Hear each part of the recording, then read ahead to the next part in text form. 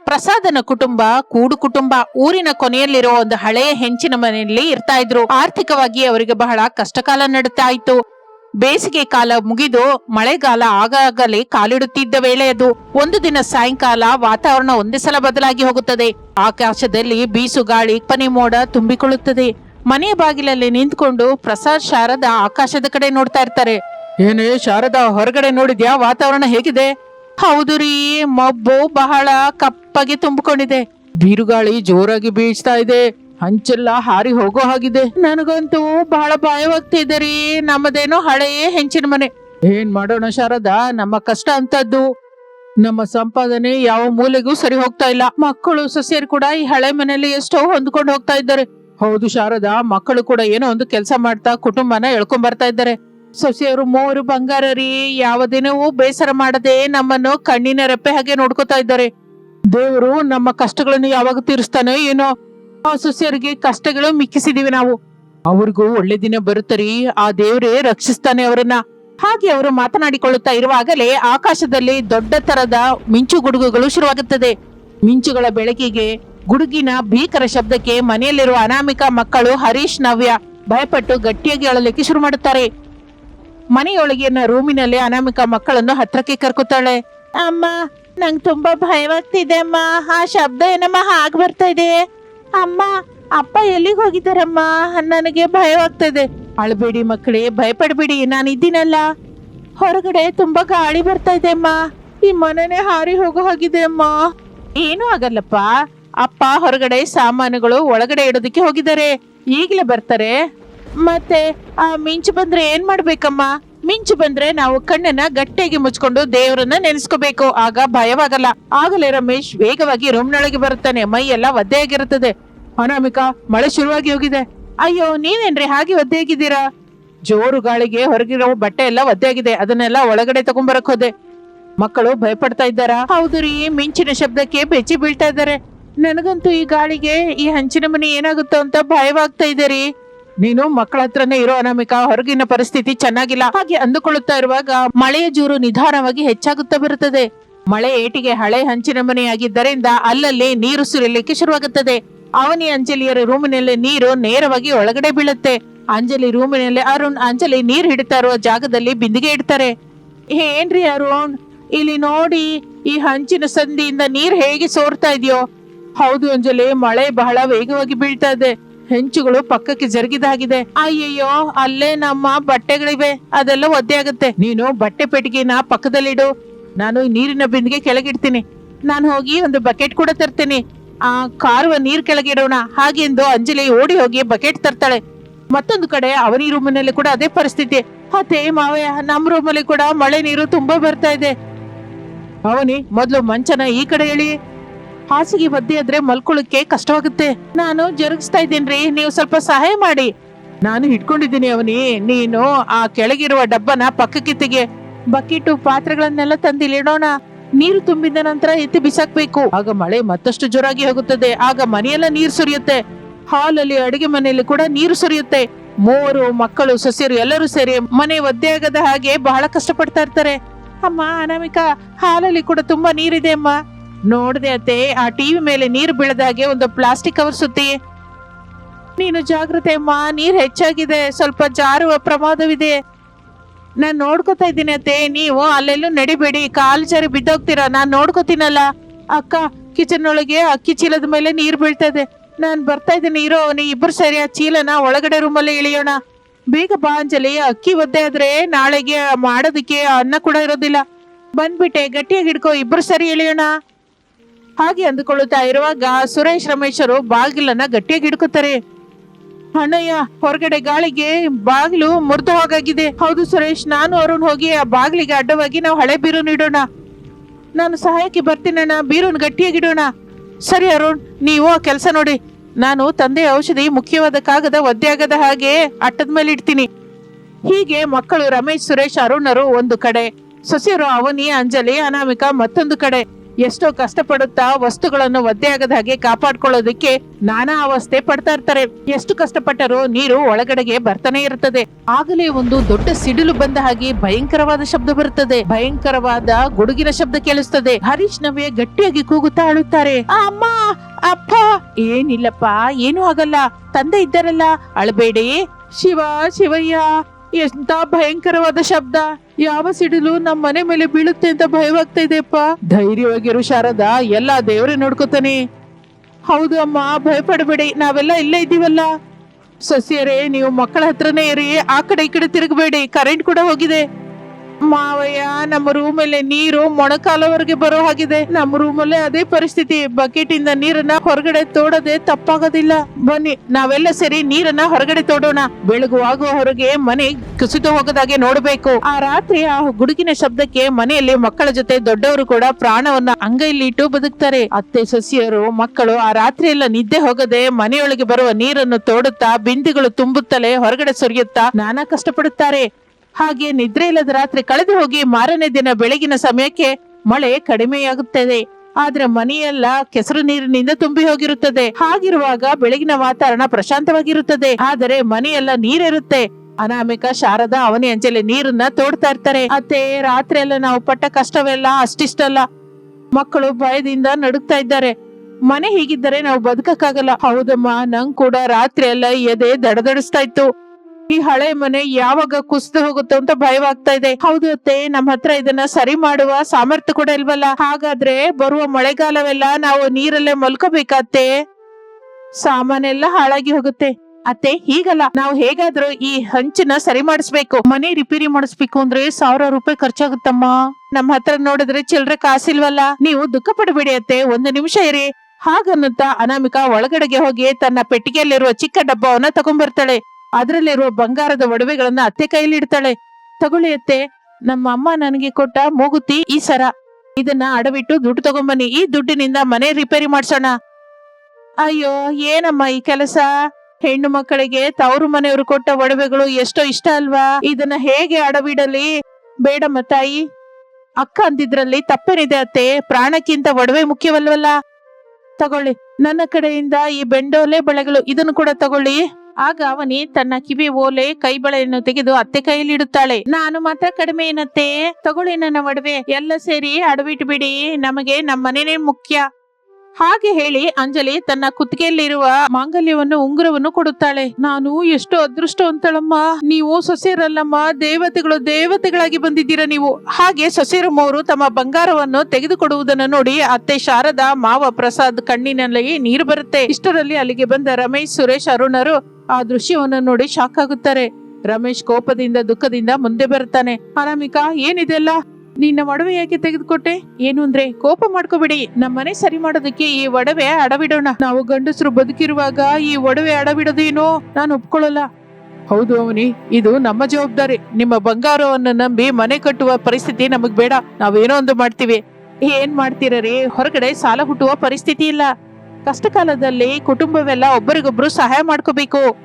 ಅಂಜಲಿ, ನೀನು ಕೂಡ ಒಡವೆ ತೆಗ್ದೀಯಾ? ಬೇಡ, ಆ ಒಡವೆ ನಿನ್ನ ಹತ್ರನೇ ಇಟ್ಕೋ. ಅರು, ನೀವು ಅಣ್ಣ ತಮ್ಮಂದಿರು ಪಡುವ ಕಷ್ಟನ ನಾವು ನೋಡ್ತಾ ಇದ್ದೀವಿ. ಈ ಒಡವೆ ನಾಳೆ ಮತ್ತೆ ಸಂಪಾದಿಸಬಹುದು, ದಯವಿಟ್ಟು ಇಲ್ಲ ಅನ್ಬಿಡಿ. ಏನು ಅಂದ್ರೆ, ರಾತ್ರಿ ನಾವು ಪಟ್ಟ ಕಷ್ಟ ನೆನಪಿದೆ ಅಲ್ವಾ? ನಾಳೆ ಮತ್ತೆ ಮಳೆ ಬಂದ್ರೆ ಮಕ್ಕಳ ಪರಿಸ್ಥಿತಿ ಏನು? ನಮ್ಮ ಮನೆ ಸುರಕ್ಷಿತವಾಗಿರ್ಬೇಕು. ನಾವು ಇದನ್ನ ಅಡವಿಡ್ತಾ ಇದೀವಿ ಹೊರತು ಮಾರಾಟ ಮಾಡ್ತಿಲ್ವಲ್ಲ. ಹೌದು ರೀ, ನೀವೇನೋ ಹೊರಗಡೆ ಕಷ್ಟ ಪಡ್ತಾ ಇದ್ದೀರಾ, ನಾವು ಮನೇಲಿದ್ದು ಏನೋ ಮಾಡಕ್ಕಾಗಲ್ವಾ ಏನೋ? ಅರೆ ಸುರೇಶು, ಸೊಸೆರು ಅಂತ ಇರೋದು ಅಕ್ಷರಶಃ ನಿಜ ಕಣೋ. ಅವರ ಮನಸ್ಸನ್ನ ಅರ್ಥ ಮಾಡ್ಕೊಳ್ಳಿ. ಆದ್ರೆ ಅಪ್ಪ, ಹೆಂಡತಿಯರ ಬಂಗಾರದ ಮೇಲೆ ಆಧಾರ ಪಡೋದು ಗಂಡಸ್ತನನ? ಅರೆ, ಇದು ಗಂಡಸ್ತನ ಅಲ್ವೋ, ಕುಟುಂಬದ ಐಕ್ಯತೆ. ಈ ಮನೆ ಚೆನ್ನಾಗಿದ್ರೆ ನಾವು ಪ್ರಶಾಂತವಾಗಿರಬಲ್ಲೆವು. ಅವರು ಒಮ್ಮತದಿಂದಲೇ ಈ ನಿರ್ಣಯ ತಗೊಂಡಿದ್ದಾರಪ್ಪ, ಇಲ್ಲ ಅನ್ಬೇಡಿ. ಸರಿಯಪ್ಪ, ನಮಗೆ ಸ್ವಲ್ಪ ಸಮಯ ಕೊಡಿ. ನಾವು ಹಗಲು ರಾತ್ರಿ ಕಷ್ಟಪಟ್ಟು ಈ ಒಡವೆನ ಬೇಗದಲ್ಲಿ ಬಿಡಿಸ್ತೀವಿ. ಹಾಗೆ ಅನ್ನುತ್ತಾ ತಂದೆ ಮಾತಿಗೆ ಹೆಂಡತಿಯರ ಹಠದಿಂದ 3 ಮಕ್ಕಳು ಕಣ್ಣೀರಿನಿಂದಲೇ ಆ ಒಡವೆ ತಗೋತಾರೆ. ಆ ಒಡವೆಯನ್ನು ಅಡವಿಟ್ಟು ಬಂದ ಹಣದಿಂದ ಮನೆಯ ಹೆಂಚನ್ನು ಬದಲಾಯಿಸಿ ಮೇಲ್ಚಾವಣಿಯನ್ನು ಗಟ್ಟಿಯಾಗಿ ಕಟ್ಟುತ್ತಾರೆ. ಆ ನಂತರದಿಂದ ಆ 3 ಗಂಡಸರ ಆಲೋಚನೆ ಸಂಪೂರ್ಣವಾಗಿ ಬದಲಾಗಿ ಹೋಗುತ್ತದೆ. ಹೆಂಡತಿಯರು ತಮಗಾಗಿ ಮಾಡಿದ ತ್ಯಾಗಕ್ಕೆ ಅವರು ರಾತ್ರಿ ಹಗಲು ಕಷ್ಟಪಡಲಿಕ್ಕೆ ಶುರು ಮಾಡುತ್ತಾರೆ. ರಮೇಶ್, ಸುರೇಶ್, ಅರುಣರು ರಾತ್ರಿ ಹೊತ್ತು ಕೆಲಸಕ್ಕೆ ಹೋಗುವ ಮೊದಲು ಮಾತಾಡ್ಕೋತಾ ಇರ್ತಾರೆ. ತಮ್ಮಂದ್ರ, ನಮ್ಮ ಹೆಂಡತಿಯರು ನಮಗಾಗಿ ಅವರ ಒಡವೆನ ತ್ಯಾಗ ಮಾಡಿದ್ದಾರೆ. ಹೇಗಾದ್ರೂ ಅದನ್ನ ಬಿಡಿಸ್ಬೇಕು. ಹೌದು ಅಣ್ಣಯ್ಯ, ಇಷ್ಟು ದಿನವೂ ನಾವು ಹಗಲು ಮಾತ್ರ ಕೆಲಸ ಮಾಡ್ತಾ ಇದ್ವಿ. ಇನ್ನು ಮೇಲಿಂದ ರಾತ್ರಿ ಹೊತ್ತು ಕೂಡ ಎಲ್ಲಾದ್ರೂ ಓವರ್ ಟೈಮ್ ಡ್ಯೂಟಿ ಮಾಡೋಣ. ಮಳೆ ಬಂದ್ರು ಚಳಿ ಬಂದ್ರು ನಾವು ನಿಲ್ಲಬಾರದು. ನಾನು ರಾತ್ರಿ ಹೊತ್ತು ಲೋಡಿಂಗ್ ಕೆಲ್ಸಕ್ಕೆ ಹೋಗ್ತೀನಿ. ಸರಿ, ನಾವು ಮೂವರ ಸಂಪಾದನೆ ಒಂದೇ ಕಡೆ ಇಟ್ಬಿಟ್ಟು ಆದಷ್ಟು ಬೇಗ ಒಡವೆ ಬಿಡಿಸೋಣ. ಹಾಗೆ ಅಂದುಕೊಳ್ಳುತ್ತಾ ಮೂರು ಅಣ್ಣ ತಮ್ಮಂದಿರು ಮಳೆಯಲ್ಲಿ ನೆನೆಯುತ್ತಾ ಹಗಲು ರಾತ್ರಿ ಕಷ್ಟಪಡುತ್ತಲೇ ಇರ್ತಾರೆ. ದಿನ ದಿನಕ್ಕೆ ಅವರ ಕಷ್ಟಗಳನ್ನು ನೋಡಿ ಮೂವರು ಸೊಸೆಯರು ಖಾಲಿಯಾಗಿ ಇರಬಾರದು ಎಂದು ನಿರ್ಣಯಿಸುತ್ತಾರೆ. ತಾವು ಮನೆಯಲ್ಲಿಯೇ ಇದ್ದು ವ್ಯಾಪಾರವನ್ನು ಶುರು ಮಾಡುತ್ತಾರೆ. ಹಾಗಿರುವಾಗ ಮೂವರು ಸೊಸೆಯರು ಕೂತ್ಕೊಂಡು ಒಂದು ದಿನ ಚರ್ಚಿಸುತ್ತಾರೆ. ತಂಗಿಯರೇ, ನಮ್ಮ ಗಂಡಂದಿರು ರಾತ್ರಿ ಹಗಲು ಕಷ್ಟಪಡ್ತಾ ಇದ್ದಾರೆ. ಅವರ ಕಷ್ಟದಲ್ಲಿ ನಾವು ಕೂಡ ಪಾಲು ಹಂಚ್ಕೋಬೇಕು. ಒಳ್ಳೆ ಆಲೋಚನೆ ಹೇಳಿದೆ ಅಕ್ಕ. ನಂಗೆ ಟೈಲರಿಂಗ್ ಬರುತ್ತಲ್ಲ, ನಾನು ಒಂದು ಹಳೆ ಹೊಲಿಗೆ ಮಿಷಿನ್ ತಗೊಂಡು ಊರಿನವರ ಬಟ್ಟೆ ಹೊಲಿಲಿಕ್ಕೆ ಶುರು ಮಾಡ್ತೀನಿ. ನನಗೆ ಹೂ ಕಟ್ಟೋದು ತುಂಬಾ ಚೆನ್ನಾಗಿ ಬರುತ್ತಲ್ಲಕ್ಕ. ನಾನು ಮಾರ್ಕೆಟ್ ಇಂದ ಹೂ ತಂದು ಮಾಲೆ ಮಾಡಿ ಗುಡಿ ಹತ್ರ ಶಾಪ್ ಅಲ್ಲಿ ಮಾರಾಟ ಮಾಡ್ತೀನಿ. ಬಹಳ ಸಂತೋಷ. ನಾನು ಮನೆಯಲ್ಲೇ ಹಪ್ಪಳ ಸಂಡಿಗೆ ತಿಂಡಿಗಳನ್ನು ಮಾಡಿ ಪ್ಯಾಕೆಟ್ ಮಾಡಿ ಕಿರಾಣಾ ಶಾಪ್ ಅಲ್ಲಿ ಮಾರ್ತೀನಿ. ನಾವೆಲ್ಲ ಒಗ್ಗಟ್ಟಾದ್ರೆ ಆ ದೇವರು ಕೂಡ ನಮಗೆ ಸಹಾಯ ಮಾಡ್ತೇನೆ ಅಕ್ಕ. ಹೌದಮ್ಮ, ಅತ್ತೆ ಮಾವೆಂದರು ಮಕ್ಕಳನ್ನ ನೋಡ್ಕೋತಾರೆ. ನಾವು ಈ ಕೆಲಸದ ಮೇಲೆ ದೃಷ್ಟಿ ಇಡೋಣ. ಹಾಗೆ ಅಂದುಕೊಳ್ಳುತ್ತಾ ಇರುವಾಗಲೇ ಮಕ್ಕಳು ರಾತ್ರಿ ಹಗಲ ಕಷ್ಟ, ಸೊಸೆಯರ ಉಳಿತಾಯ, ಮೇಲಿನ ಸಂಪಾದನೆ ಎಲ್ಲ ಕಲಿತು ಬರುತ್ತದೆ. ಒಂದು ತಿಂಗಳಾಗುವ ಹಾಗೆ ಅವರ ಹತ್ರ ಬಹಳ ದುಡ್ಡು ಬರುತ್ತದೆ. ಮೂವರು ಸೊಸೆಯರು ತಮ್ಮ ಸಂಪಾದನೆಯನ್ನು ತೆಗೆದುಕೊಂಡು ಹೋಗಿ ತಮ್ಮ ಗಂಡಂದಿರ ಕೈಲಿಡುತ್ತಾರೆ. ಅನಾಮಿಕಾ ರಮೇಶನ ಕೈಲಿ ನೋಟಿನ ಕಟ್ಟಿಡುತ್ತಾಳೆ. ಏನು ಅಂದ್ರೆ, ತಗೊಳ್ಳಿ ಈ ದುಡ್ಡು, ನಾವು ಮೂವರು ಸೇರಿ ಎತ್ತಿಟ್ಟ ಸಂಪಾದನೆ. ಅನಾಮಿಕಾ, ಇಷ್ಟೆಲ್ಲ ದುಡ್ಡು ಹೇಗೆ ಸಂಪಾದಿಸಿದ್ರಿ? ನಾವು ಕಷ್ಟಪಟ್ವಿರಿ. ನಿಮ್ಮದು ಕೂಡ ಸೇರಿಸ್ಕೊಂಡು ಮೊದಲು ನಮ್ಮ ಒಡವೆ ಬಿಡಿಸ್ಕೊಂಡ್ ಬನ್ನಿ. ನಿಜವಾಗಿ ನಿಮ್ಮಂತ ಹೆಂಡತಿ ಸಿಕ್ಕದು ನಮ್ಮ ಅದೃಷ್ಟವನಿ. ಮತ್ತೆ ಇಷ್ಟು ದಿನವೂ ನೀವು ನಮ್ಮನ್ನ ನಂಬಲಿಲ್ವಲ್ಲ? ಅಂಜಲಿ, ನಿಮ್ಮ ಸಂಪಾದನೆ ನೋಡ್ತಾ ಇದ್ರೆ ನಂಗೆ ಬಹಳ ಗರ್ವವೆನ್ಸುತ್ತೆ. ಇನ್ನು ತಡ ಮಾಡದೆ ಹೋಗಿ ಬ್ಯಾಂಕ್ ಅಲ್ಲಿರುವ ಬಂಗಾರ ತಗೊಂಬನ್ನಿ. ಹಾಗೆ ಮೂವರು ಮಕ್ಕಳು ತಮ್ಮ ಸಂಪಾದನೆ, ಹೆಂಡತಿರು ಕೊಟ್ಟ ದುಡ್ಡನ್ನು ಸೇರಿಸಿ ಮೊದಲು ಬ್ಯಾಂಕ್ ಅಲ್ಲಿ ಅಡವಿಟ್ಟ ಬಂಗಾರವನ್ನು ಬಿಡಿಸಿ ತರುತ್ತಾರೆ. ಆ ಒಡವೆಯನ್ನು ತಮ್ಮ ಹೆಂಡತಿಯರ ಕೈಯಲ್ಲಿ ಇಡ್ತಾ ಇದ್ರೆ ಅವರ ಕಣ್ಣಿನಲ್ಲಿ ಆನಂದ ವರ್ಣಿಸಲಾರದಷ್ಟು. ಅವನಿ, ತಗೋ ನಿನ್ನ ಓಲೆ ಮತ್ತು ಬಳೆಗಳು. ಇದು ನಿನ್ನ ಕೈಯಲ್ಲಿ ಇಡುವ ತನಕ ನನಗೆ ಕಣ್ಣಲ್ಲಿ ನೀರು ಬಂದಿಲ್ಲ. ಏನು ಅಂದ್ರೆ, ನನಗಿಷ್ಟು ಸಾಕು. ನಿಮ್ಮ ಪ್ರೇಮ, ನಮ್ಮ ಕುಟುಂಬ ಸಂತೋಷವಾಗಿದ್ರೆ ಅದಕ್ಕಿಂತ ಏನು ಬೇಡ. ಅಂಜಲಿ, ನಿನ್ನ ಮಾಂಗಲ್ಯ ಉಂಗುರ ತಗೋ. ಇನ್ಮೇಲೆ ನಿಮ್ಗೆ ಯಾವತ್ತೂ ಕಷ್ಟ ಕೊಡಲ್ಲ.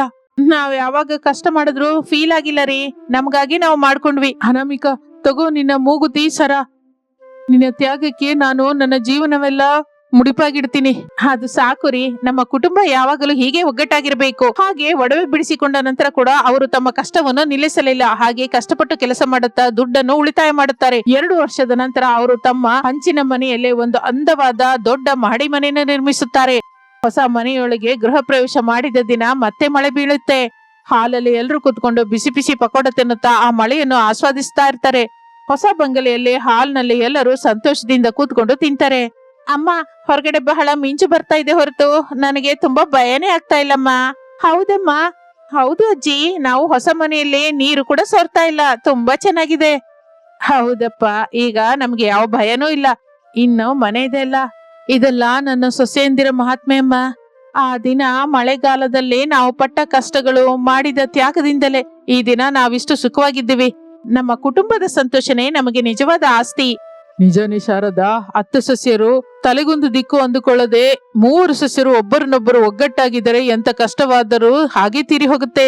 ನಮಗೆ ಸರಿಯಾದ ದಾರಿ ತೋರಿಸಿದ ಹೆಂಡತಿಯರಿಗೆ ನಾವು ಯಾವತ್ತೂ ಋಣಪಟ್ಟಿರ್ತೀವಿ. ಹೌದು, ನೀವು 3 ಸೇರಿ ನಮಗೆ ನಿಜವಾದ ಸಂಪತ್ತನ್ನು ತೋರಿಸಿದ್ದೀರಾ.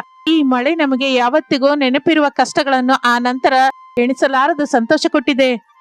ದೇವರು ನನ್ನ ಕುಟುಂಬಕ್ಕೆ ಒಳ್ಳೆ ಬುದ್ಧಿಯನ್ನು, ಆಯ್ಕೆಯನ್ನು ಕೊಟ್ಟಿದ್ದೀರಾ. ನನಗೆ ಇದಕ್ಕಿಂತ ಏನು ಬೇಡ.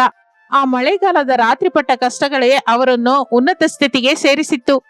ಅತ್ತೆ ಸೊಸೆಯರು, ಗಂಡ ಹೆಂಡತಿಯರು ಎಲ್ಲರೂ ಕಲಿತು ಬೆರೆತು ಕಷ್ಟಪಟ್ಟರೆ ಎಂತಹ ಸಮಸ್ಯೆ ಆದರೂ ಜಯಿಸಬಹುದು ಎಂದು ನಿರೂಪಿಸುತ್ತದೆ ಈ ಕುಟುಂಬ. ಆ ಹೊಸ ಬಂಗಲೆಯಲ್ಲಿ ಸುಖ ಸಂತೋಷದಿಂದ ತಮ್ಮ ಜೀವನವನ್ನು ಸಾಗಿಸುತ್ತಾರೆ. ಇದು ಇಂದಿನ ಕತೆ. ಮತ್ತೊಂದು ಆಸಕ್ತಿಕರ ಕತೆ ಜೊತೆ ಮತ್ತೆ ಸೇರೋಣ. ಅಲ್ಲಿವರೆಗೂ ವಿರಾಮ. ನಮಸ್ತೆ. ಪ್ರಸಾದನ ಕುಟುಂಬವೆಂದರೆ ಸುಂದರಗಿರಿ ಜನಗಳಿಗೆ ಬಹಳ ಗೌರವ. ಅದಕ್ಕೆ ಕಾರಣ ಆ ಕುಟುಂಬದಲ್ಲಿ ಎಲ್ಲರೂ ಒಂದೇ ಮನೆಯಲ್ಲಿದ್ದು ಕಲಿತು ಬೆರೆತು ಒಗ್ಗಟ್ಟಾಗಿರುವುದೇ. ಪ್ರಸಾದನಿಗೆ 3 ಮಕ್ಕಳು, ಕಷ್ಟಜೀವಿಗಳು. ಆದರೆ ಆ 3 ಮಕ್ಕಳ ಸಂಪಾದನೆ ಅವರ ಬದುಕು ಬಂಡಿಯನ್ನು ನಡೆಸಲಿಕ್ಕೆ ಸರಿ ಹೋಗ್ತಾ ಇರಲಿಲ್ಲ. ಅದರಿಂದ ಆ ಮನೆಯ 3 ಸೊಸೆಯರು ಸ್ವಯಂ ಆಗಿ ವ್ಯಾಪಾರ ಮಾಡಿ ತಮ್ಮ ಕುಟುಂಬಕ್ಕೆ ಆಸರಿಯಾಗಿ ನಿಲ್ಲಬೇಕು ಎಂದು ನಿರ್ಣಯಿಸುತ್ತಾರೆ. ಮಾವಯ್ಯನವರೇ, ಅತ್ತೆ, ನಾವೆಲ್ಲ ಸರಿ ಒಂದು ನಿರ್ಣಯ ತಗೊಂಡಿದೀವಿ. ಆದ್ರೆ ನಮ್ಮ ನಿರ್ಣಯ ಅಮಲು ಮಾಡೋದಿಕ್ಕೆ ನಿಮ್ಮ ಅನುಮತಿ ಬೇಕು. ಏನಮ್ಮ ಅನಾಮಿಕಾ, ಅಷ್ಟು ದೊಡ್ಡ ಮಾತು ಅಂತ ಇದೆಯಾ? ನಾವ್ ಯಾವಾಗಾದ್ರೂ ನಿಮ್ ಮಾತನ್ನ ಇಲ್ಲ ಅಂದಿದೀವ? ಆದ್ರೂ ನಿಮ್ಮ 3 ಆಲೋಚನೆ ಯಾವಾಗಲೂ ಮನೆಯ ಒಳಿತಿಗಾಗಿ ಇರುತ್ತಲ್ವಾ? ಹೇಳಮ್ಮ, ನೀವು ತಗೊಂಡ ನಿರ್ಣಯವೇನು? ಮಾವಯ್ಯನವ್ರೇ, ನಮ್ಮ ಮನೆಯ ಆರ್ಥಿಕ ಪರಿಸ್ಥಿತಿ ಚೆನ್ನಾಗಿಲ್ಲ. ರಮೇಶ್ ಭಾವನವರು, ಸುರೇಶ್, ಅರುಣ್ ಎಷ್ಟು ಕಷ್ಟಪಡ್ತಾ ಇದ್ರು ಖರ್ಚುಗಳು ಹೆಚ್ಚಾಗ್ತಾ ಇರೋದ್ರಿಂದ ನಮ್ಮ ಮನೆ ಕಳಿಯೋದು ಬಹಳ ಕಷ್ಟವಾಗ್ತಾ ಇದೆ. ಅದಕ್ಕೆ ನಾವು 3 ವಾರಗಿತ್ತಿಯರು ಸೇರಿ ಏನಾದ್ರೂ ಚಿಕ್ಕ ವ್ಯಾಪಾರ ಮಾಡ್ಬೇಕು ಅಂದ್ಕೊಂಡಿದೀವಿ. ವ್ಯಾಪಾರನ? ನೀವು ಹೊರಗಡೆ ಹೋಗಿ ವ್ಯಾಪಾರ ಮಾಡೋದೇನಮ್ಮ? ಊರ್ನವ್ರು ನೋಡಿದ್ರೆ ಏನ್ ಅನ್ಕೋತಾರೆ? ನನ್ನ ಮಕ್ಕಳು ಸಂಪಾದಿಸಲಾರದೆ ಸೊಸೆಯಂದ್ರನ್ನ ಬೀದಿ ಮೇಲೆ ಕಳ್ಸಿದ್ದಾರೆ ಅಂತ ತಲೆಗೊಂದು ಮಾತನ್ನಲ್ವಾ? ಅತ್ತೆ, ಮರ್ಯಾದೆ ಪ್ರತಿಷ್ಠೆಗಳು ಹಸುವಿನ ತೀರ್ಸೋದಿಲ್ಲ. ಹೀಗೆ ಇದ್ರೆ ನಾವು ಸಾಲದ ಪಾಲಾಗುವುದು ಖಾಯಂ. ಆಗ ಸಾಲಗಾರರು ಮನೆಗೆ ಬಂದು ಗಟ್ಟಿಯಾಗಿ ಮಾತಾಡಿದ್ರೆ ಆ ಹೋಗುವ ಮರ್ಯಾದೆಗಿಂತ ನಾವು ಗೌರವವಾಗಿ ಕಷ್ಟಪಟ್ಟು ಸಂಪಾದಿಸೋದ್ರಲ್ಲಿ ಬರುವ ಮರ್ಯಾದನೆ ಬಹಳ ದೊಡ್ಡದು. ನಮಗೆ ನಿಮ್ಮ ಸಪೋರ್ಟ್ ಇದ್ರೆ ಸಾಕು, ಇನ್ನು ಮಿಕ್ಕಿದೆಲ್ಲ ನಾವು ನೋಡ್ಕೋತೀವಿ. ಹೌದು ಅತ್ತೆ, ಈ ದಿನದಲ್ಲಿ ನಮ್ಮಂತ ಹುಡುಗಿಯರು ಸೇರಿ ಮಾಡುವ ವ್ಯಾಪಾರಗಳೇನೂ ಕಡಿಮೆ ಇಲ್ಲ. ನಾನು ಆನ್ಲೈನ್ ನಲ್ಲಿ ನೋಡ್ತಾ ಇದ್ದೀನಿ, ಎಷ್ಟೋ ಜನ ಮನೆಯಲ್ಲಿಯೇ ಇದ್ದು ವ್ಯಾಪಾರಗಳನ್ನು ಮಾಡಿ ಸಕ್ಸಸ್ ಆಗ್ತಾ ಇದ್ದಾರೆ. ನಮಗೂ ಆ ನಂಬಿಕೆ ಇದೆ. ಅವರ ಸಂಭಾಷಣೆ ಶುರು ಮಾಡಿದಾಗಿಂದ ರಮೇಶ್, ಸುರೇಶ್, ಅರುಣ್ ಅಲ್ಲಿಗೆ ಬರುತ್ತಾರೆ. ಆದರೆ ಅನಾಮಿಕಾ, ಅವನಿ, ಅಂಜಲಿ ಅವರನ್ನು ಗಮನಿಸಲಿಲ್ಲ. ಹಲೋ ಮೈ ಡಿಯರ್ ಅನಾಮಿಕಾ, ಬಹಳ ಸೀರಿಯಸ್ ಡಿಸ್ಕಷನ್ ಮಾಡ್ತಾ ಇರೋ ಹಾಗಿದೆ. ಈ ಡಿಸ್ಕಷನ್ ಅಲ್ಲಿ ನಾವಿಲ್ದಿದ್ರೆ ಹೇಗೆ? ಅಷ್ಟರಲ್ಲಿ ಬಂದ್ಬಿಟ್ರಾ? ಅಂದ್ರೆ ನಾವ್ ಹೇಳಿದ್ದೆಲ್ಲ ಕೇಳಿದಿರ ಅನ್ನೋ ಮಾತು. ಹೌದು ಅನಾಮಿಕಾ, ನಿಮ್ಮ ಹಠಮಾರಿತನ ನೋಡ್ತಾ ಇದ್ರೆ ನಂಗೆ ಬಹಳ ಸಂತೋಷವನ್ನಿಸ್ತಾ ಇದೆ. ಆದ್ರೆ ನೀವು ಏನ್ ವ್ಯಾಪಾರ ಮಾಡ್ಕೋಬೇಕು ಅಂತಿದ್ದೀರಾ? ಅದಕ್ಕೆ ಬಂಡವಾಳ ಎಲ್ಲಿಂದ ಶೇಖರಿಸಬೇಕು ಅಂದ್ಕೊಂಡಿದ್ದೀರಾ? ನಾವು ಬಂಡವಾಳ ಹೆಚ್ಚಾಗಿಲ್ಲದ ವಸ್ತುನೇ ಆಯ್ಕೆ ಮಾಡ್ಕೋತೀವಿ. ನಮ್ಮನೆ ಹಿಂದಿರುವ ತೋಟದಲ್ಲಿ ತರಕಾರಿ ಬೆಳೀತಾ ಇದೆಯಲ್ಲ, ಅದರಿಂದ ತಯಾರು ಮಾಡಿದ ಉಪ್ಪಿನಕಾಯಿ ಮಾರೋಣ ಅಂತಿದ್ದೀನಿ. ಹೌದು ಅತ್ತಿಗೆ, ಆಲೋಚನೆ ಚೆನ್ನಾಗಿದೆ. ಅವನಿ ಕೈ ಅಡಿಗೆ ತುಂಬಾ ಚೆನ್ನಾಗಿರುತ್ತೆ. ಅಂಜಲಿ ಕೂಡ ಮಾರ್ಕೆಟಿಂಗ್ ಚೆನ್ನಾಗಿ ಮಾಡ್ತಾಳೆ. ನಾನು ಕೂಡ ನಿಮಗೆ ಸಹಾಯ ಮಾಡ್ತೀನಿ ಅತ್ತಿಗೆ. ನಮ್ಮ ತೋಟದಲ್ಲಿ ಸಿಗೋ ತರಕಾರಿ ಜೊತೆಗೆ ಏನಾದ್ರೂ ಪ್ಲಾನ್ ಮಾಡೋಣ. ಸರಿ ಅಮ್ಮ, ನಿಮ್ ಇಷ್ಟನೇ ನನ್ನಿಷ್ಟ.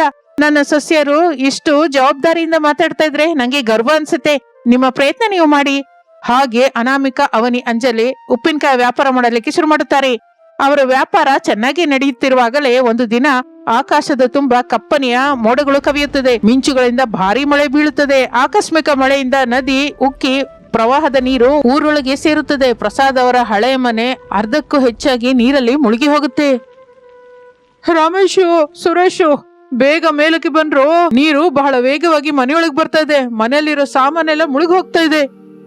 ಅಪ್ಪ, ಕೆಳಗಡೆ ನಿಜಕ್ಕೂ ನಿಲ್ಲುವ ಪರಿಸ್ಥಿತಿನೇ ಇಲ್ಲ. ನೀರು ಮೊಳಕಾಲ ಮೇಲೆ ಬಂದಿದೆ. ನಮ್ಮ ಹಂಚಿನ ಮನೆಯ ಮೇಲ್ಛಾವಣಿಗೆ ಸೇರ್ಕೊಳ್ಳೋದೇ ಒಂದೇ ಮಾರ್ಗ ಅಪ್ಪ. ಹಾಗೆ ಆ ಮನೆಯಲ್ಲಿ ಎಲ್ಲರೂ ಮನೆಯ ಮೇಲಿರುವ ಚಿಕ್ಕ ಶೀಟಿನ ಶೆಡ್ ಒಳಗೆ ಸೇರಿಕೊಳ್ಳುತ್ತಾರೆ. ಅಪ್ಪ, ನಮ್ಮ ಸಾಮಾನುಗಳು, ನಾವು ತಯಾರು ಮಾಡಿದ ಉಪ್ಪಿನಕಾಯಿ ಎಲ್ಲ ಕೊಚ್ಕೊಂಡು ಹೋಗ್ತಾ ಇದೆ. ಇನ್ನು ನೀರು ಬಂದ್ರೆ ನಮ್ ಪರಿಸ್ಥಿತಿ ಏನು? ಅರುಣ್, ನನ್ ಫೋನ್ ಇಲ್ಲಿ. ಅದು ಇಲ್ದೇ ಇದ್ರೆ ಹೊರಗಿನ ಪ್ರಪಂಚದಿಂದ ನಮ್ಮ ಸಂಬಂಧ ಕಡ್ದು ಹೋಗುತ್ತೆ. ಕರೆಂಟ್ ಇಲ್ಲ, ಸಿಗ್ನಲ್ಸ್ ಇಲ್ಲ. ನಮ್ಮನ್ನ ಯಾರು ಕಾಪಾಡ್ತಾರೆ? ಗಾಬರಿ ಆಗ್ಬೇಡಿ, ಭಯ ನಮ್ಮನ್ನ ಬಲಹೀನ ಮಾಡುತ್ತೆ. ಅದು ಅಲ್ಲಿ ನೋಡಿ, ನಮ್ಮ ಹಲಸಿನ ಮರ ಪ್ರವಾಹವನ್ನು ತಡ್ಕೊಂಡು ಎಷ್ಟು ಗಟ್ಟಿಯಾಗಿ ನಿಂತಿದೆ. ಇನ್ನೂ ಪ್ರವಾಹ ಬಂದ್ರೆ ನಾವು ಆ ಹಲಸಿನ ಮರದ ಮೇಲೆ ಹೋಗೋಣ. ಹೌದಮ್ಮ ಅನಾಮಿಕಾ, ನೀನ್ ಹೇಳೋದು ನಿಜ. ಆ ಹಲಸಿನ ಮರ ನಮ್ಮ ತಾತನ ಕಾಲದ್ದು. ಎಷ್ಟೋ ಪ್ರವಾಹ ನೋಡಿದೆ ಅದು. ಅದ್ರ ಕೊಂಬೆಗಳು ಬಹಳ ದಪ್ಪವಾಗಿ ಬಲವಾಗಿರುತ್ತೆ. ಅಗತ್ಯವಿದ್ರೆ ಎಲ್ರೂ ಅದ್ರ ಮೇಲೆ ಹೋಗೋಣ. ಪ್ರವಾಹದ ನೀರು ಊರೆಲ್ಲವನ್ನು ಸುತ್ತು ಬಿಡುತ್ತದೆ. ಹಾಗೆ 2 ದಿನ ಆ ಊರೆಲ್ಲ ಮಳೆಯ ನೀರಲ್ಲೇ ಇರಬೇಕಾಗಿ ಬರುತ್ತದೆ. ಪ್ರಸಾದನ ಕುಟುಂಬ ಅವರ ಮನೆ ಮೇಲಿರುವ ಶೀಟಿನ ಶೆಡ್ಡಿನಲ್ಲೇ ತಲೆಮರೆಸಿಕೊಂಡಿರುತ್ತದೆ. ಆದ್ರೆ ಹಸುವೆ ಅವರಿಗೆ ಕಷ್ಟ ಕೊಡ್ತಾ ಇರುತ್ತದೆ. ಆದ್ರೆ ಅನಾಮಿಕಳ ಮನಸ್ಸು ಮಾತ್ರ ನಿರಂತರವಾಗಿ ಕೆಲಸ ಮಾಡ್ತಾನೆ ಇರುತ್ತದೆ. ಆಕೆ ಹಲಸಿನ ಮರದ ಕೊಂಬಿನ ಕಡೆ ನೋಡುತ್ತಾ ಒಂದು ಹೊಸ ವಿಷಯನ ಗಮನಿಸುತ್ತಾಳೆ. ಮಾವಯ್ಯ, ಅತ್ತೆ, ಒಂದ್ ಸಲ ಆ ಕೆಳಗಿನ ನೀರ್ ಕಡೆ ನೋಡಿ. ಆ ಹಲಸಿನ ಮರದ ಕೊಂಬೆಗಳ ಕೆಳಗೆ ಏನೋ ಕದಲಿದ ಹಾಗೆ ಅನ್ನಿಸ್ತಾ ಇದೆ. ಏನಮ್ಮ ಅದು? ನೀರಿನ ಸುಳಿ ಹಾಗೆ ಇದೆಯೇ? ಮಾವಯ್ಯ, ಅದು ಸುಳಿಯಲ್ಲ, ಸ್ವಲ್ಪ ಜಾಗೃತಿಯಾಗಿ ನೋಡಿ. ಅದು ದೊಡ್ಡ ದೊಡ್ಡ ಮೀನುಗಳು. ಹೌದಮ್ಮ, ನಿಜವೇನಮ್ಮ ನೀನ್ ಹೇಳ್ತಾ ಇರೋದು? ಅರೆ, ಆ ಮೀನುಗಳು ಬಹಳ ಇರುವ ಹಾಗಿದೆ. ಹೌದು ಮಾವಯ್ಯ, ನೀವ್ ಅಂದಿದ್ದು ನಿಜನೇ. ಅದು 100 ಸಂಖ್ಯೆಯಿಂದ ಅಲ್ಲೇ ಇದೆ. ಆ ಮೀನುಗಳು ನಮ್ಮ ಹಲಸಿನ ಮರದ ಸುತ್ತಲೂ ಏಕೆ ತಿರುಗ್ತಾ ಇದ್ದವೋ ಗಮನಿಸಿದ್ದೀರಾ? ಅವು ಹಾಗೆ ಹೇಗೆ ತಿರುಗ್ತಾ ಇದಾವೆ ಅಂತ ನನಗೆ ಅರ್ಥವಾಯ್ತು ಅನಾಮಿಕಾ. ಆ ಹಲಸಿನ ಮರಕ್ಕಿರುವ ದೊಡ್ಡ ದೊಡ್ಡ ಹಲಸಿನ ಕಾಯಿಗಳು ನೀರಲ್ಲಿ ಬಹಳ ಬಿದ್ದು ಹೋಗ್ತಾ ಇದೆ. ಆ ಹಲಸಿನ ಹಣ್ಣಿನ ಸಿಹಿ ವಾಸನೆಗೆ ಆ ಹಣ್ಣುಗಳನ್ನ ತಿನ್ನೋದಕ್ಕೆ ನದಿಯಲ್ಲಿರುವ ಮೀನುಗಳೆಲ್ಲ ಇಲ್ಲಿಗೆ ಬರ್ತಾ ಇದೆ. ಹೌದಾ? ನಿಜವಾಗಿ ಮೀನುಗಳು ಹಲಸಿನ ಹಣ್ಣು ತಿಂತವೆ ಅವನಿ. ಹಲಸಿನ ಹಣ್ಣಿನ ಸುವಾಸನೆ ಬಹಳ ದೂರದವರೆಗೂ ವ್ಯಾಪಿಸುತ್ತೆ. ಅದಕ್ಕೆ ಮೀನುಗಳೆಲ್ಲ ಬೇರೆ ಎಲ್ಲಿಗೂ ಹೋಗದೆ ನಮ್ಮ ಹಲಸಿನ ಮರದ ಕೆಳಗೆ ಗುಂಪು ಕೊಡ್ತಾ ಇದೆ. ನಾವು ಮೀನುಗಳನ್ನ ಹಿಡ್ಕೊಂಡು ನಾವು ತಿನ್ನೋಣ. ಇನ್ನು ನಮಗೆ ಆಹಾರದ ಸಮಸ್ಯೆ ತೀರಿ ಹೋಗುತ್ತೆ. ಹಾಗೆ ನನ್ಗೊಂದು ಆಲೋಚನೆ ಬಂದಿದೆ. ರಮೇಶ್ ಬಾಬಾ, ಸುರೇಶ್, ನಮ್ಮ ಈ ಶೀಟಿನ ಮನೆಯಲ್ಲಿ ಏನಾದ್ರೂ ಹಳೆ ಬೆಲೆಯಲ್ಲಿ ಏನಾದ್ರೂ ಇದ್ರೆ ಹುಡುಕಿ ತಗೊಂಬನ್ನಿ. ಅತಿಗೆ, ಈ ಶೀಟಿನ ಮನೆಯಲ್ಲಿ ಹಳೆ ಚೀಲಗಳು, ಸೊಳ್ಳಿನ ಪರದೆ ಇದೆ, ಅದರಿಂದ ನಾವು ಮೀನುಗಳನ್ನು ಸುಲಭವಾಗಿ ಹಿಡಿಬಹುದು. ಸರಿಯಾಗಿ ಹೇಳ್ದೆ ಅರುಣ್. ನಾವು ಮೀನುಗಳನ್ನ ಹಿಡಿದು ಅದನ್ನು ಅಡಿಗೆ ಮಾಡಿ ನಮ್ಮ ಹಸುವಿನ ತೀರಿಸೋದಂತಲ್ಲದೆ ಸುತ್ತಮುತ್ತಲಿನ ಮನೆಯಲ್ಲಿರುವ ಆಶ್ರಯ ಹೊಂದಿರುವವರಿಗೆ ಕಡಿಮೆ ರೇಟಿಗೆ ಮಾರೋಣ. ಪ್ರವಾಹದಿಂದ ಯಾರಿಗೂ ತಾಜಾ ಆಹಾರ ಸಿಗ್ತಾ ಇಲ್ವಲ್ಲ. ವಾವ್, ಪ್ರವಾಹದಲ್ಲಿ ಮೀನುಗಳ ವ್ಯಾಪಾರನ? ಅಕ್ಕ, ಈ ಐಡಿಯಾ ಸೂಪರು. ಮನೆ ಮೇಲೆ ಇರುವವರೆಲ್ಲ ಒಣ ರೊಟ್ಟಿಗಳನ್ನು ತಿಂದು ಬೇಜಾರಾಗಿ ಹೋಗಿರುತ್ತೆ. ಅವರಿಗೆ ತಾಜಾ ಮೀನುಗಳು ಕೊಟ್ರೆ ಖಚಿತವಾಗಿ ಕೊಂಡ್ಕೋತಾರೆ. ರಮೇಶ್, ಸುರೇಶರು ಬಲೆಯನ್ನು ಸಿದ್ಧ ಮಾಡುತ್ತಾರೆ. ಅವರು ಹಲಸಿನ ಮರದ ಕೊಂಬೆಗಳ ಮೇಲೆ ಕೂತ್ಕೊಂಡು ನೀರಿಗೆ ಬಲೆಯನ್ನು ಬೀಸುತ್ತಾರೆ. ಸ್ವಲ್ಪ ಹೊತ್ತಿಗೆ ಅವರಿಗೆ 10,000 ಸಂಖ್ಯೆಯಲ್ಲಿ ದೊಡ್ಡ ದೊಡ್ಡ ಮೀನುಗಳು ಸಿಗುತ್ತದೆ. ಆ ಮೀನುಗಳ ಶರೀರ ಹಲಸಿನ ಹಣ್ಣಿನಿಂದ ತುಂಬಿದ್ದರಿಂದ ಅದಕ್ಕೆ ಒಂದು ಪ್ರತ್ಯೇಕದ ವಾಸನೆ ಕೂಡ ಬರುತ್ತದೆ. ಹಲಸಿನ ಮರದ ಕೆಳಗೆ ಮೀನುಗಳನ್ನು ಹಿಡಿಯುವುದು ಬಹಳ ಸುಲಭವಾಗಿ ಬದಲಾಗುತ್ತದೆ, ಏಕೆಂದರೆ ಹಲಸಿನ ಹಣ್ಣಿನಲ್ಲಿ ನೀರಿನಲ್ಲಿ ಇರುವಷ್ಟು ಹೊತ್ತು ಮೀನುಗಳು ಅಲ್ಲಿಂದ ಕದಲುತ್ತಿರಲಿಲ್ಲ. 3 ಸಸ್ಯರು ಸೇರಿ ಟೆರೆಸ್ ಮೇಲೆ ಒಂದು ಚಿಕ್ಕ ಇಟ್ಟಿಗೆಯ ಒಲೆಯನ್ನು ಮಾಡಿ ಪ್ರವಾಹದ ನೀರು ತಗಲದ ಹಾಗೆ 2 ಕೊಂಬೆಗಳಿಂದ ಬೆಂಕಿ ಹಚ್ಚುತ್ತಾರೆ. ಅಕ್ಕ, ಮೀನುಗಳು ಬಹಳ ತಾಜಾವಾಗಿದೆ. ನಮ್ಮ ಹತ್ತಿರ ಇರುವ ಆ ಹಳೆ ಉಪ್ಪಿನಕಾಯಿಯ ಮಸಾಲ ಇದಕ್ಕೆ ಹಚ್ಚಿದ್ರೆ ಹೇಗಿರುತ್ತೆ? ತುಂಬಾ ಚೆನ್ನಾಗಿರುತ್ತೆ ಅವನಿ. ನೀನು ಆ ಮೀನುಗಳನ್ನು ಶುಭ್ರ ಮಾಡು. ಅಂಜಲಿ, ನೀನು ಪಕ್ಕದಲ್ಲೇ ಇರುವ ಮನೆಯವರಿಗೆ ಗಟ್ಟಿಯಾಗಿ ಅರಚಿ ಹೇಳು, ನಮ್ಮ ಹಲಸಿನ ಮರದ ಹತ್ರ ತಾಜಾ ಮೀನುಗಳು ಸಿಕ್ಕುತ್ತೆ ಅಂತ. ಬೇಕು ಅಂತಂದ್ರೆ ದೋಣಿಯಲ್ಲಿ ಬಂದು ತಗೊಂಡು ಹೋಗಿ ಅಂತ ಹೇಳು. ರಾಮರಾಮ ಅವರೇ, ಸುಬ್ಬಯ್ಯನವ್ರೇ, ಕೇಳ್ರಿ, ನಮ್ಮ ಹಲಸಿನ ಮರದ ಹತ್ರ ತಾಜಾ ಮೀನುಗಳು ಸಿಗ್ತಾ ಇದೆ. ಈಗಲೇ ಹಿಡಿದ ಬದುಕಿರುವ ಮೀನುಗಳದು. ಬೇಕು ಅಂದ್ಕೊಂಡವರು ದೋಣಿಯೊಳಗೆ ಬನ್ನಿ, ಬಹಳ ಕಡಿಮೆ ರೇಟಿಗೆ ಕೊಡ್ತೀವಿ. ಪ್ರವಾಹದಲ್ಲಿ ಚಿಕ್ಕಿಕೊಂಡ ಜನರಿಗೆ ತಾಜಾ ಮೀನುಗಳು ಸಿಗ್ತಾ ಇದೆ ಎನ್ನುವ ವಾರ್ತೆ ಬಹಳ ಉಸಿರಾಟವನ್ನು ಕೊಡುತ್ತದೆ. ಸುತ್ತಮುತ್ತಲಿನವರೆಲ್ಲ ತಮ್ಮ ಚಿಕ್ಕ ಚಿಕ್ಕ ದೋಣಿಗಳು, ಬಿದಿರಿನ ತೆಪ್ಪಗಳನ್ನು ಹಾಕಿಕೊಂಡು ಪ್ರಸಾದ್ ಅವರ ಹಲಸಿನ ಮರದ ಹತ್ರಕ್ಕೆ ಬರಲಿಕ್ಕೆ ಶುರು ಮಾಡುತ್ತಾರೆ. ಪ್ರಸಾದ್ ಅವರೇ, ನಿಜವಾಗಿ ಮೀನುಗಳು ಇದೆಯಾ ರೀ? ನಾವು ಈ 3 ದಿನದಿಂದ ಕೇವಲ ಬೇಯಿಸಿದ ಆಲೂಗಡ್ಡೆ ತಿಂತಾ ಇದ್ದೇವೆ. ಸ್ವಲ್ಪ ಮೀನುಗಳು ಕೊಡಿ. ಇದೆಯಪ್ಪ, ಇದೆ. ನನ್ನ ದೊಡ್ಡ ಸಸಿ ಕಂಡು ಹಿಡಿದ ಉಪಾಯ ಇದು. ಅಲ್ಲಿ ನೋಡು, ಆ ಹಲಸಿನ ಮರದ ಕೊಂಬೆ ಹತ್ರ ರಮೇಶ್ ಇದ್ದಾನೆ. ಅವನು ತಾಜಾ ಮೀನುಗಳು ಕೊಡ್ತಾನೆ. ಸಾರ್, ಕೇವಲ ಹಸಿ ಮೀನುಗಳೆಲ್ಲ. ಬೇಕು ಅಂತಂದ್ರೆ ನಮ್ಮ ಟೆರೆಸ್ ಮೇಲೆ ಬಿಸಿ ಬಿಸಿ ಮೀನುಗಳ ಸಾರು ಕೂಡ ಕೊಡ್ತೀವಿ. ಈ ಸೌದೆ ಒಲೆ ಮೇಲೆ ಬೇಯಿಸಿದ ಮೀನಿನ ಸಾರು ತಿಂದ್ರೆ ಈ ಮಳೆಯಲ್ಲಿ ತುಂಬಾ ಹಾಯಾಗಿರುತ್ತೆ. ಹೌದಾ ಅಮ್ಮ, ಬಹಳ ಸಂತೋಷ. ನನ್ಗೊಂದ್ 2 kg ಹಸಿ ಮೀನು, 1 ಬಾಕ್ಸ್ ಹುಳಿ ಕೊಟ್ಬಿಡಮ್ಮ. ಅನಾಮಿಕಾ ಅವನಿ ಚಕ ಮೀನುಗಳ ಸಾರು ಪ್ಯಾಕ್ ಮಾಡಿ ಕೊಡ್ತಾ ಇದ್ರೆ ಅಂಜಲಿ ದುಡ್ಡನ್ನು ಕಲೆಕ್ಟ್ ಮಾಡ್ತಾಳೆ. ಪ್ರವಾಹದಲ್ಲಿ ಕೂಡ ಅವರ ವ್ಯಾಪಾರ 3 ಹೂವು 6 ಕಾಯಿ ಹಾಗೆ ಸಾಗುತ್ತೆ. 10 ದಿನ ಹೀಗೆ ಕಳೆಯುತ್ತದೆ. ಪ್ರವಾಹದ ನೀರು ನಿಧಾನವಾಗಿ ಕಡಿಮೆಯಾಗುತ್ತದೆ. ಊರೆಲ್ಲ ಮತ್ತೆ ಸಾಧಾರಣ ಸ್ಥಿತಿಗೆ ಬರಲಿಕ್ಕೆ ಶುರುವಾಗುತ್ತದೆ. ಪ್ರಸಾದ್ ಅವರ ಮನೆ ಕೂಡ ನೀರಿನಿಂದ ಹೊರಗೆ ಬರುತ್ತದೆ. ಆದರೆ ಪ್ರವಾಹ ಹೊರಟು ಹೋದರೂ ಆ ಹಲಸಿನ ಮರದ ಹತ್ರಕ್ಕೆ ಬಂದು ಮೀನು ಸಾರು ಕೇಳುವ ಜನ ಮಾತ್ರ ಕಡಿಮೆ ಆಗಲಿಲ್ಲ. ಮೀನಿನ ಸಾರು ರುಚಿಕರವಾಗಿದ್ದರಿಂದ ಜನಗಳು ಪ್ರವಾಹ ಹೋದರೂ ಕೂಡ ಪ್ರತ್ಯೇಕವಾಗಿ ಪ್ರಸಾದ್ ಅವರ ಮನೆಗೆ ಬರಲಿಕ್ಕೆ ಶುರು ಮಾಡುತ್ತಾರೆ. ಅಕ್ಕ, ನೋಡಿದ್ಯಾ, ಪ್ರವಾಹ ಹೋದರೂ ಸರಿ ಜನ ನಮ್ಮನೆ ಮುಂದೆ ಕ್ಯೂ ಕಟ್ತಾ ಇದ್ದಾರೆ. ನಿನ್ನೆ ಪಕ್ಕದೂರಿನ ಪ್ರೆಸಿಡೆಂಟ್ ಬಂದು 5 kg ಮೀನುಗಳು ತಗೊಂಡ್ರು ಗೊತ್ತಾ? ಹೌದು ಅಕ್ಕ, ಪ್ರವಾಹದಲ್ಲಿ ನಾವು ಮಾಡಿದ ವ್ಯಾಪಾರ ಈಗ ನಮಗೆ ಪರ್ಮನೆಂಟ್ ಬಿಸ್ನೆಸ್ ಆಗೋಯ್ತು. ಆ ಹಲಸಿನ ಮರ ಇನ್ನು ಕಾಯಿ ಬಿಡ್ತಾನೇ ಇದೆ. ಮೀನುಗಳು ಆ ಮರದ ಕೆಳಗೆ ನಿಂತ ನೀರಿನಲ್ಲಿ ಇನ್ನೂ ಇದಾವೆ. ದೇವರು ನಮಗೆ ಆಪತ್ತಿನಲ್ಲಿ ಒಂದು ಮಾರ್ಗವನ್ನು ತೋರಿಸಿದವನಿ. ನಾವು ಏಕೆ ಈ ಹಲಸಿನ ಮರದ ಕೆಳಗೆ ಒಂದು ಅಂದವಾದ ಮೀನಿನ ಅಂಗಡಿ ಇಟ್ಕೋಬಾರ್ದು? ನಾವು ಕೂಡ ಕೆರೆಯಲ್ಲಿ ಮೀನುಗಳನ್ನು ಬೆಳೆಸ್ತೀವಲ್ಲ. ಅನಾಮಿಕಾ, ನಿನ್ನ ಆಲೋಚನೆ ಅದ್ಭುತ. ನಾನು ಈ ದಿನವೇ ಆ ಹಲಸಿನ ಮರದ ಸುತ್ತ ಒಂದು ಅಂದವಾದ ವೇದಿಕೆ ಸಿದ್ಧ ಮಾಡ್ತೀನಿ. ಕಸ್ಟಮರ್ಸ್ ಅಲ್ಲಿ ಕೂತ್ಕೊಂಡು ಪ್ರಶಾಂತವಾಗಿ ಕೆರೆಯನ್ನು ಆಸ್ವಾದಿಸುತ್ತಾ ಮೀನನ್ನು ತಿನ್ಬಹುದು. ಹೌದು ಅಣ್ಣಯ್ಯ, ನಾನು ಆನ್ಲೈನ್ ನಲ್ಲಿ ನನ್ನ ಲೊಕೇಶನ್ ಇಡ್ತೀನಿ. ಪಟ್ಟಣದಿಂದ ಬರೋರಿಗೆ ಕೂಡ ಈ ಹಲಸಿನ ಮೀನಿನ ರುಚಿ ಗೊತ್ತಾಗ್ಬೇಕಲ್ಲ. ನಾನು ಕೂಡ ಅಂಜಲಿಗೆ ಹೆಲ್ಪ್ ಮಾಡ್ತೀನಿ. ನಮ್ಮ ಬ್ರ್ಯಾಂಡ್ ನೇಮ್ ಹಲಸಿನ ಮರ 3 ಸಸ್ಯರ ಮೀನಿನ ಸಾರು ಅಂತ ಇಡೋಣ. ಕೆಲವು ತಿಂಗಳ ನಂತರ ಆ ಹಲಸಿನ ಮರದ ಸುತ್ತ ಒಂದು ದೊಡ್ಡ ಟೂರಿಸ್ಟ್ ಸ್ಪಾಟ್ ತಯಾರಾಗುತ್ತದೆ. ಊರಿನವರೇ ಅಲ್ಲ, ಪಕ್ಕದ ಊರಿನಿಂದ ಕೂಡ ಜನ ಕಾರಿನಲ್ಲಿ ಬರ್ತಾ ಇರ್ತಾರೆ ಅಲ್ಲಿಗೆ. ಸೌದೆ ಒಲೆ ಮೇಲೆ ಮಾಡ್ತಾ ಇರುವ ಮೀನಿನ ವಾಸನೆ ಸುತ್ತಮುತ್ತಲೆಲ್ಲ ವ್ಯಾಪಿಸುತ್ತದೆ. ಏನು ಅಂದ್ರೆ, ನೋಡಿದ್ರಾ, ನಮ್ಮನೆ ಮುಳುಗಿ ಹೋದಾಗ ಹತ್ವಿ. ಆದ್ರೆ ಈ ದಿನ ನನ್ನ ಸೊಸೆಯರು ಆ ಆಪತ್ತಿನಿಂದ ಒಂದು ಅವಕಾಶವನ್ನು ಸೃಷ್ಟಿಸಿ ನಮ್ಮ ಮನೆಯನ್ನು ಒಂದು ಬಂಗಾರದ ಗಣಿಯಾಗಿ ಬದಲಾಯಿಸಿದ್ರು. ಹೌದು ಶಾರದಾ, ನನ್ನ ಸೊಸೆ ಅನಾಮಿಕಳ ಮೊಂಡಿ ಧೈರ್ಯನೇ ನಮ್ಗೆ ಇಲ್ಲಿಗೆ ಬಂದಿದೆ. ವಿಪತ್ತು ಬಂದಾಗ ಕಷ್ಟಪಡದೆ ಉಪಾಯದಿಂದ ಹೇಗೆ ಹೊರಬರಬೇಕು ಅಂತ ನನ್ನ ಸೊಸೆಯರು ನಿರೂಪಿಸಿದ್ದಾರೆ. ಮಾವಯ್ಯನವರೇ, ಈ ದಿನ ನಮ್ಮ ಹಳೆ ಮನೆಯನ್ನು ಮತ್ತೆ ಹೊಸದಾಗಿ ರಿಪೇರಿ ಮಾಡಿಸೋಣ. ಕೆರೆಯಲ್ಲಿ ಒಳ್ಳೆಯ ಮೀನನ್ನ ಸಾಕ್ತಾ ಇದ್ದೀವಿ. ಇದೆಲ್ಲ ನಮ್ಮ ಹಲಸಿನ ಮರದ ದಯದಿಂದಲೇ. ಹೌದು ಮಾವಯ್ಯ, ನಮ್ಮ ಹಲಸಿನ ಮರ ನಮಗೆ ನಿಜವಾದ ಕಲ್ಪವೃಕ್ಷ. ಅಕ್ಕ, ಈ ದಿನ ಆರ್ಡರ್ಸ್ ಬಹಳ ಹೆಚ್ಚಾಗಿದೆ, ಬೇಗ ಮೀನುಗಳು ಬೇಕು. ತಗೊಳ್ಳಿ ರಮೇಶ್ ಭಾವನವ್ರೆ, ಹೇಳಿದ ಹಾಗೆ ಮೀನನ್ ತಂದಿದ್ದೀರಾ. ಅವನಿ ಮಸಾಲೆ ಸಿದ್ಧ ಮಾಡು. ಹಾಗೆ ನಮಗೆ ಎಷ್ಟು ದುಡ್ಡು ಬಂದರೂ ನಮ್ಮ ಕ್ವಾಲಿಟಿ ಮಾತ್ರ ಯಾವತ್ತೂ ಕಡಿಮೆ ಆಗ್ಬಾರ್ದು. ಕಸ್ಟಮರ್ಸ್ಗೆ ಅಮ್ಮನ ಪ್ರೇಮದಿಂದ ಸೇರಿದ ಅಡಿಗೆನೆ ನಾವು ಕೊಡ್ಬೇಕು. ಅನಾಮಿಕಾ, ನಿನ್ನ ತಾಳ್ಮೆ, ನಿನ್ನ ಜಾಣ್ಮೆ ಈ ದಿನ ನಮ್ಮ ಕುಟುಂಬವನ್ನು ಈ ಊರಿನಲ್ಲಿ ಅತ್ಯಂತ ಗೌರವಯುತ ಸ್ಥಾನದಲ್ಲಿ ನಿಲ್ಲಿಸಿದೆ. ನಿನ್ನ ನೋಡಿದ್ರೆ ನನಗೆ ಬಹಳ ಗರ್ವವಾಗಿದೆ ಅನಾಮಿಕಾ. ರಮೇಶ್ ಬಾವ, ಒಗ್ಗಟ್ಟಿರುವ ಕಾಲದಲ್ಲಿ ಯಾವ ಕಷ್ಟ ಕೂಡ ನಮ್ಮನ್ನೇನು ಮಾಡೋಕ್ಕಾಗಲ್ಲ. ನಾವು ಹೊರಗಿತ್ತಿಯರು ನನಗೆ ಜೊತೆಯಾಗಿದ್ದಾರೆ, ನೀವು ನಮಗೆ ಬೆನ್ನು ಮೂಳೆಯಾಗಿ ನಿಂತಿದ್ದೀರಾ. ಅದಕ್ಕೆ ಈ ವಿಜಯ ಸಿಕ್ಕಿದೆ. ಹಾಗೆ ಆ ಮೂವರು ಸಸ್ಯರು ತಮ್ಮ ವಿವೇಕದಿಂದ ಪ್ರವಾಹದ ಕಷ್ಟವನ್ನು ಒಂದು ವ್ಯಾಪಾರ ಅವಕಾಶವಾಗಿ ಬದಲಾಯಿಸಿಕೊಂಡು ವಿಜಯ ಸಾಧಿಸುತ್ತಾರೆ. ಆ ಹಲಸಿನ ಮರ ಕೇವಲ ಒಂದು ಮರವಾಗಿ ಅಲ್ಲದೆ ಆ ಕುಟುಂಬಕ್ಕೆ ಜೀವನಾಧಾರವಾಗಿ ಒಂದು ಪ್ರಸಿದ್ಧ ರುಚಿಯ ನಿಲಯವಾಗಿ ಬದಲಾಗಿ ಹೋಗುತ್ತದೆ. ಇದು ಇಂದಿನ ಕತೆ. ಮತ್ತೊಂದು ಆಸಕ್ತಿಕರವಾದ ಕತೆ ಜೊತೆ ಮತ್ತೆ ಸೇರೋಣ. ಅಲ್ಲಿಯವರೆಗೂ ವಿರಾಮ. ನಮಸ್ತೆ.